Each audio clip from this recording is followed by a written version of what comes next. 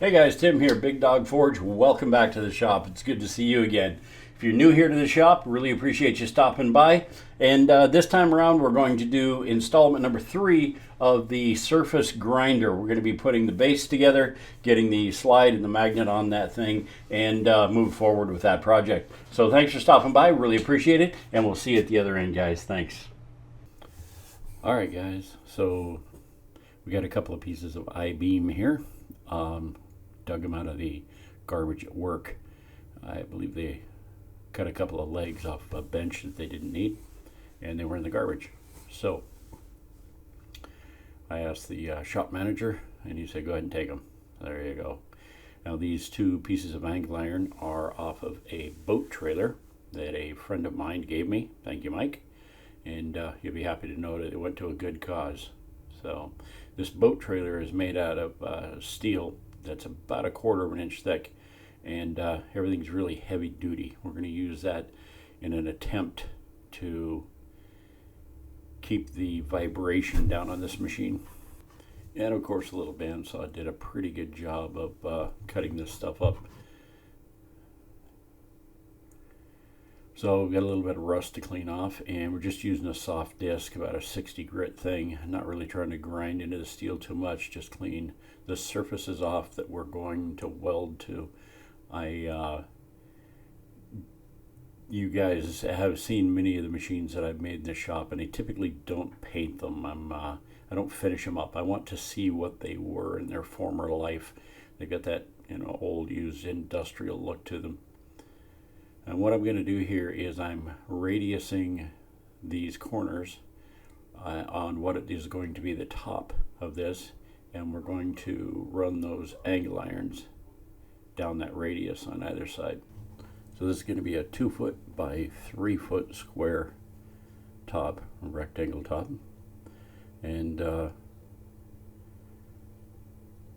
that should give us the space we need lengthwise. We have a 36-inch rail for the magnet. The magnet's 18 inches.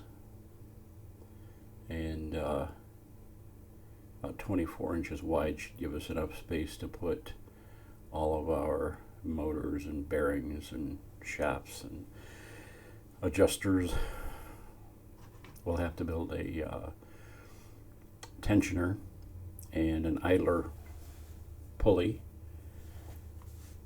with a tracking device on it of some sort, and I'm thinking I'm going to mimic the 2x72 that I built, and we'll see how that goes. A little bit of welding here.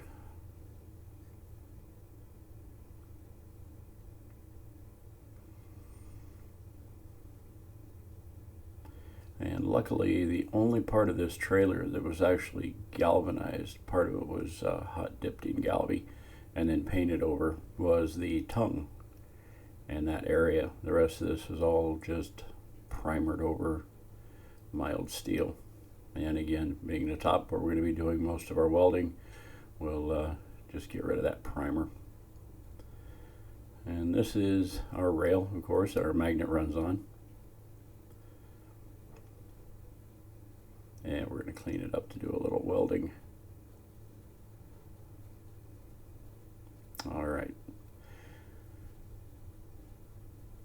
This is the tongue of the trailer, and we're going from the apex of that, and we're going to use this as a set of legs on one end of this table. Don't really want to cut it all apart, and it's good and stout. It's going to add some good weight to it. And then these two tubes are going to be the other legs, and of course I welded that triangular shaped tongue piece on one end and didn't record that, so you'll see it here in a minute. It's already welded on at the other end. So like I said, this is some good thick steel. It'll offer some nice vibration dampening. And get these legs squared up. And I'm putting them on at a diagonal, as the bracing that I'm going to put on these legs to keep them from moving or wiggling around at all is sort of a triangular shape. You can see that back leg made out of the tongue of the trailer.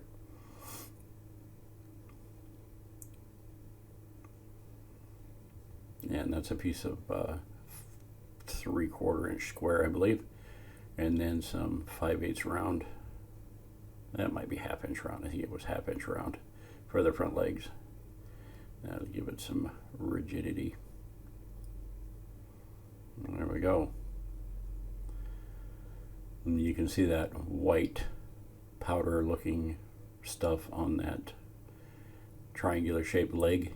That's actually where the galvy was burning off. Had to have a couple of fans going and everything I could to keep that away from me. All the doors open. Alright, we're going to put another cross piece in here because we need to mount some bearings to this so that our magnet slide will pivot on one end.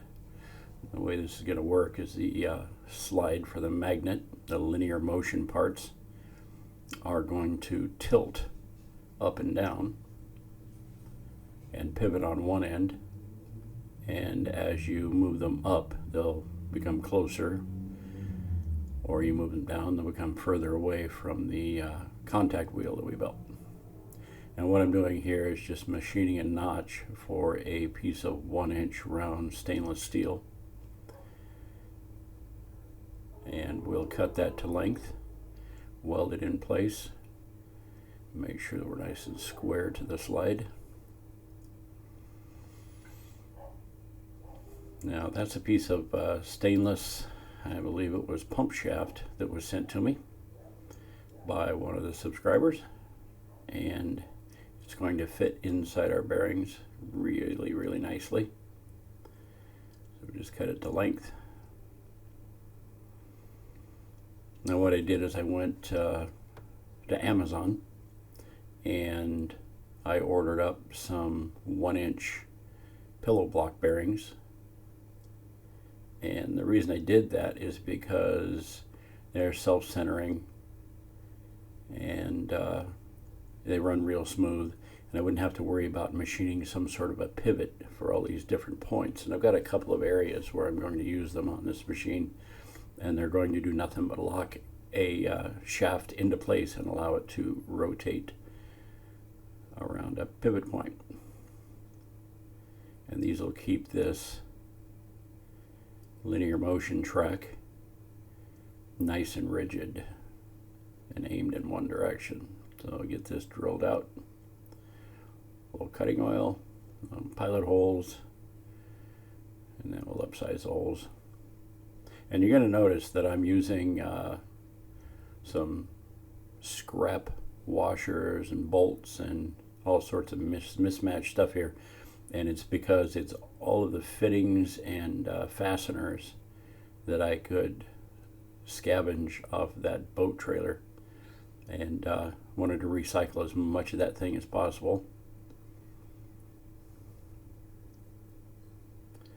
There's our pivot point, and that keeps it from moving side to side pretty well.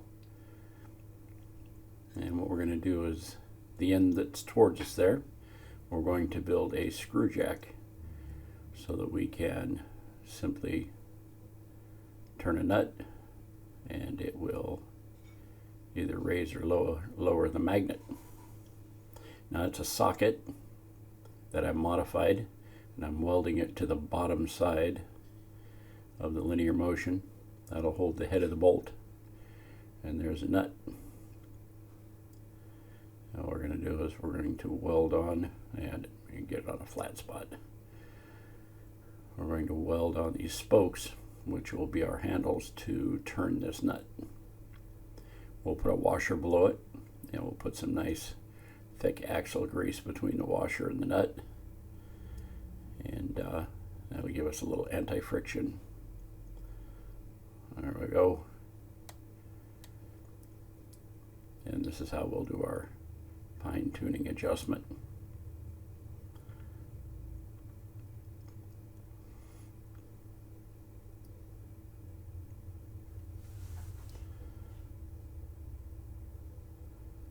And this is actually one of the bolts left over from the Christmas tree stand videos. that I did. Ended up being about the perfect size, perfect length. There you go. So my worry was that the linear slide was going to move side to side, but with the weight of the magnet on there and those bearings in the back, it is very stable, so I'm very happy with that. All right, so far so good. And that moves really easy. All right, guys, so it seems to be coming along pretty well. Everything's falling into place. We got to get the motor, the grinder, and the grinder shaft in place, and it's looking pretty good. We'll get that done in the next installment of this video series, and I wanted to say thanks for dropping by. Appreciate it. So thanks to all my patrons, and you guys rock, by the way. Yeah. I can't believe it. Anyway, so thanks to all the new subscribers. I really appreciate you guys, too. The numbers are getting up there. We're a little over 42,000 now and climbing. Appreciate it. And, yeah, we'll see you here next time. So like, share, and subscribe. If you wouldn't mind, appreciate it. All right, guys. Take care. We'll see you next time right here at Big Dog Forge. Bye-bye now. Be safe.